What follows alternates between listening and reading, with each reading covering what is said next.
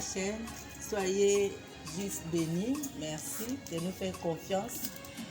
C'est le retour à Dieu chez vous. Gloire au Seigneur. Que la paix soit chez vous, dans vos entreprises, dans vos maisons, où que vous nous trouvez en ce moment.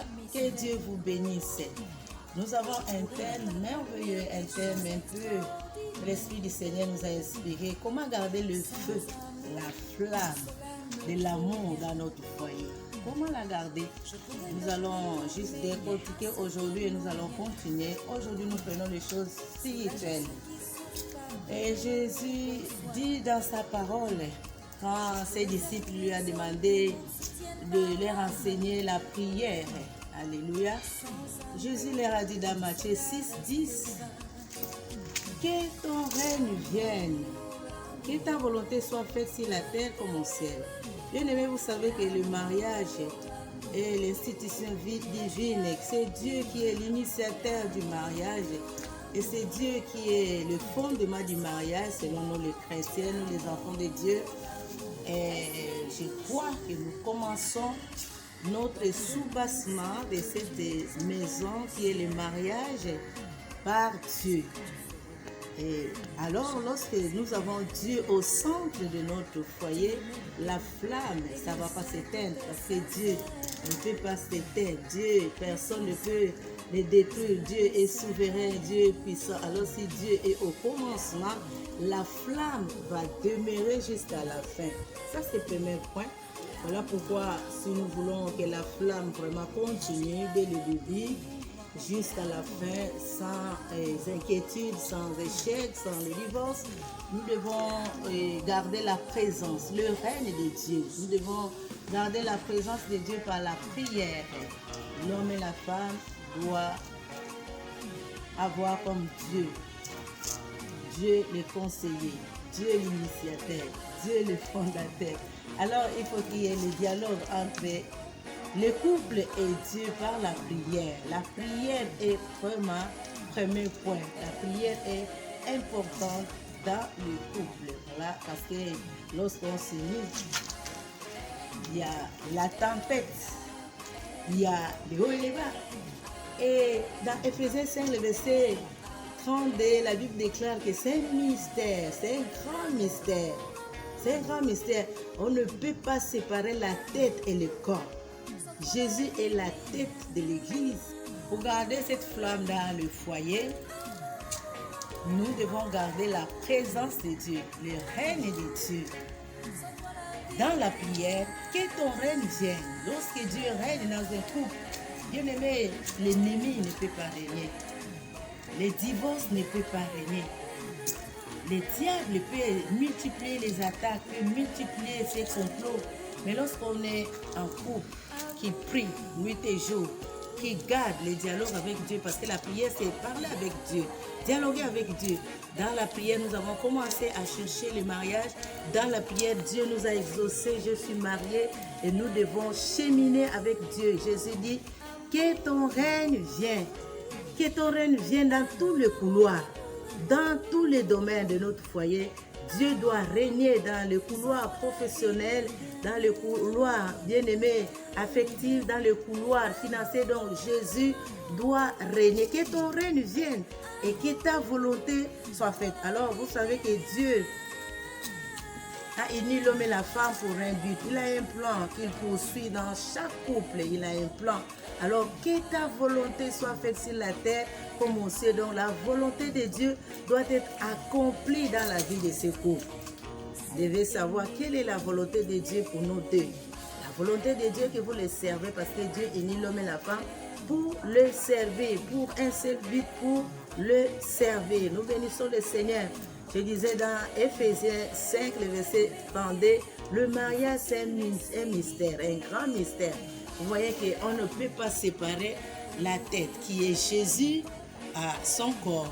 La tête est collée à son corps. Alors Jésus compare le mariage comme Jésus et l'Église. Jésus envoie toujours sa parole. Il envoie sa parole pour sanctifier, pour purifier, pour laver l'Église qu'il a trouvée. Voilà, les voleurs viennent à l'Église, les brigands, les satanistes, les sorciers, Les prostituées, ils viennent à l'église, mais Jésus prend son temps à sanctifier par la parole l'église. Et son objectif est de présenter cette église auprès de Dieu. Alléluia, une église parfaite, sans tâche. Vous lisez ça dans Éphésiens 5, à partir des versets 31 à 33. Alors, si l'homme, tu as pris la femme, sachez bien que le mariage c'est un mystère. Pourquoi? Parce que c'est pas facile de faire de ces couples-là une seule chair. Parce que vous n'avez pas les mêmes caractères, vous n'avez pas les mêmes habitudes, les mêmes désirs, les mêmes cultures. Vous avez des cultures. 5 et 32 nous dit ce mystère est grand. Je dis cela par rapport à Christ et à l'Église. 33. Du reste que chacun de vous aime sa femme comme lui-même et que la femme respecte son mari. Le mariage, la Bible déclare, c'est un mystère. Parce que unir deux personnes, c'est pas facile. Des horizons différents, des caractères différents, des désirs différents, des cultures. Donc, il n'y a que Dieu qui peut unir. Il n'y a que Dieu. Voilà pourquoi l'amour doit être au centre de notre couple. L'amour divin, l'amour de Dieu qui supporte tout, l'amour de Dieu qui ne cherche pas son intérêt, l'amour de Dieu qui pardonne tout. Lorsqu'il y a l'amour, tu constates quelque chose dans la vie de ton mari, bien aimé, il n'y a que Dieu. Il n'y a que Dieu, bien aimé, il n'y a que Dieu. Il n'y a que Dieu, bien aimé, il n'y a que Dieu qui peut unir deux personnes et garder. C'est lui qui peut garder la flamme à nous. Parce que l'amour de Dieu ne périt jamais. C'est pas la culture, c'est pas intérêt, c'est pas le matériel. Lorsque Dieu est au centre, bien aimé, la flamme, ça va continuer parce que l'esprit du Seigneur, c'est l'esprit d'amour. C'est lui qui va continuer à allumer cette flamme au-dedans de vous, vraiment. Que Dieu vous bénisse. Que Dieu vous bénisse. Alors, il y a beaucoup de filles, pour rentrer dans les mariages aujourd'hui, ils ont peur. Mais Éphésiens, dans le même Éphésiens, c'est le verset 17 dit, ne soyez pas inconsidérés. Par contre, sachez quelle est la volonté de Dieu. Mais toi, tu as peur de quoi, ma chérie? Tu as peur de qui? Pourquoi tu es inconsidéré? L'inconsidération, c'est un démon, c'est un esprit. Avec Dieu, tu peux faire des exploits parce qu'en toi, Dieu a mis des capacités, des potentiels pour aller aider quelqu'un. Parce que tu pars là pour l'aider. Tu ne pars pas pour les biens. Tu ne pars pas pour les miens. Tu pars là pour aider quelqu'un. Quand tu vas voir, d'autres filles sont complexées parce que l'inconsidération, c'est des sentiments de complexes, d'infériorité, de pauvreté. Hein, c'est la peur, c'est l'angoisse. Je vais vous donner cet exemple d'Esther. Esther, elle est orpheline de père et de mère. De père et mère. Alors, elle est pauvre. Elle n'a rien. Mais dans le programme de Dieu, c'est à partir d'elle que les Juifs devaient être sauvés de ses ennemis. Dieu l'introduit par la grâce chez le roi. Si c'était toi, tu as peur. Ah, ça c'est les rosicruciens. Oh, c'est les nganga. Tu as peur des grands types. Tu es complexé. Ah, l'homme là a beaucoup appris. Moi, je n'ai pas appris. Tu es complexé. Ne soyez jamais, Éphésiens 5:17, inconsidéré. L'inconsidération, ça te bloque. Voilà, que Dieu vous bénisse, bien-aimés, chers téléspectateurs. Je vous aime et je vous invite de s'abonner déjà. Abonnez-vous, likez parce que Dieu est en train de parler à quelqu'un. Ne sois pas dans l'inconsidération. Toi, tu as quelque chose à apporter à cet homme-là. Esther a apporté quoi? Le salut. L'homme-là ne savait pas qui était Esther. L'homme-là ne savait pas qu'il y avait un Dieu grand et formidable. L'homme-là était ignorant, il était païen. Mais pourquoi tu as peur des riches? Pourquoi tu as peur de s'engager? Pourquoi tu as peur de rentrer dans ce foyer-là? Ne sois pas dans l'inconsidération, mais la volonté de Dieu que tu te maries. La volonté de Dieu que quand quelqu'un vient se pointe devant toi, va comme Christ a aimé l'église. Christ a aimé l'église comme ça. Tu viens voyou, tu viens soulard, tu viens comme tu es. Christ a le travail à faire à toi. Alors toi, Marie, dans l'amour, tu peux aussi aider ton mari dans cet amour, amener ton mari à ta femme, dans cet amour, homme, tu peux amener ta femme aussi à élever les niveaux peut-être d'études, à élever les niveaux scolaires. Nous allons parler d'autres choses après. Mais aujourd'hui, nous sommes dans la prière. Gardez la présence de Dieu. Gardez les rênes de Dieu dans le couple. Vous allez voir la flamme. Lorsque tu es une femme de prière, tu es un homme de prière, les démons vont partir, les esprits vont partir. Et insister sur le règne de Dieu dans notre couple pour garder la flamme, l'amour dedans de nous. Parce qu'il n'y a que Dieu. Jésus a dit dans sa parole, sans moi, vous ne pouvez rien faire.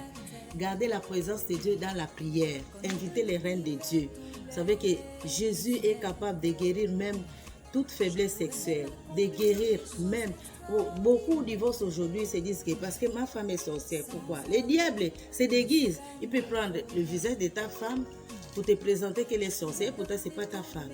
Mais dans la prière, tu peux découvrir qui est cette personne qui est derrière ma femme. C'est un démon, c'est un esprit de famille. Alors dans la prière, vous pouvez détecter tout le risque de l'ennemi. Gardez la présence de Dieu. Dans la prière, vous vous soutenez. Dans la prière, on demande à tous les hommes d'aimer leurs femmes comme leur propre corps. Parce que Christ nous a aimés aussi sans intérêt. Christ nous a aimés aussi avec nos tares, avec nos faiblesses, avec tous nos fardeaux. Et il continue à intercéder, il continue à nous parfaire par sa parole pour que nous soyons parfaits les derniers jours. Donc, tu as intérêt, Marie, d'aimer ta femme telle qu'elle est. Tu l'as prise avec un niveau trop bas, un quotient intellectuel trop bas, tu dois l'aimer et tu as des choses à faire pour élever un peu son niveau. Tu as des choses à faire pour lui rendre belle. Tu as des choses à faire. Donc, il faut l'aimer. Et lorsque tu l'aimes, il y a des... quand tu fais des choses comme ça, la femme peut aussi, son devoir de son côté, c'est que le maillage, c'est les complémentarités. La femme est laide. Tu ne peux pas aider la personne que tu n'aimes pas. Alors tu dois l'aider, tu dois le respecter à tous les niveaux. Même si tu as un grand salaire, tu as un poste élevé, tu es femme, tu dois respecter ton mari. Et l'amour va demeurer jusqu'à la fin du temps. Il y a les combats, il y a les attaques, il y a les esprits familiers, il y a d'autres maris qui sont consacrés aux divinités. Mais si tu trouves des failles, il faut seulement la prière. C'est dans la prière que Dieu peut nous venir en aide. C'est lui le fondateur et c'est lui qui détient la solution. Parce qu'il a dit à Sarah, il a dit, est-ce qu'il y a quelque chose qui soit difficile à Dieu? Vous voyez à quel âge Sarah a eu l'enfant. Même si présentement la femme, Dieu l'a rendue peut-être féconde. Beaucoup des hommes aujourd'hui, à cause de l'amour qui diminue dans les foyers et répudie les femmes parce que ma femme est stérile. Non, des fois, Dieu a rendu Anne stérile, Dieu a rendu Rebecca stérile, Dieu a rendu Sarah stérile. Mais autant favorable, même Rachel, c'est Dieu qui l'a rendu stérile. Mais autant de temps, autant favorable de Dieu, au timing de Dieu, ils ont eu leurs enfants. Alors, Marie, vous avez l'obligatoire d'aimer vos époux